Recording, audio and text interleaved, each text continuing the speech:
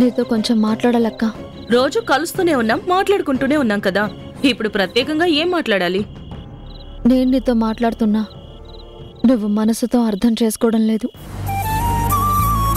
అప్పుడప్పుడు కలుస్తున్నా, నువ్వు నాతో కప్పటిలా ఉండటం లేదు.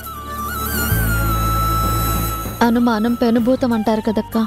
అందుకే ఈ దేవాలయంలో ఆ దేవుడి సాక్షిగా నీలో ఉన్న అనుమానాలను పోగొట్టి ఆ భూతాన్ని పారదోలాలనుకుంటున్నాను. నువ్వు కవియత్రివి కాబట్టి అన్ని పోలికలతో సామెతలతో తెలివిగా చెప్తున్నావు.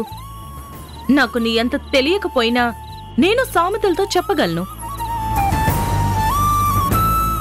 నిప్పు లేనిదే పొగ రాదు అంటారు. ఆ నిప్పు వెనుక ఉన్న నిజం తెలియందే ఈ అనుమానం పోదు. లేదక్కా, నిప్పు లేకపోయినా పొగ చూపించి ఆ పొగతోనే మన కళ్ళని మనసుల్ని కప్పేసి మాయ చేసే మనుషుల మధ్య బ్రతుకుతున్నాం.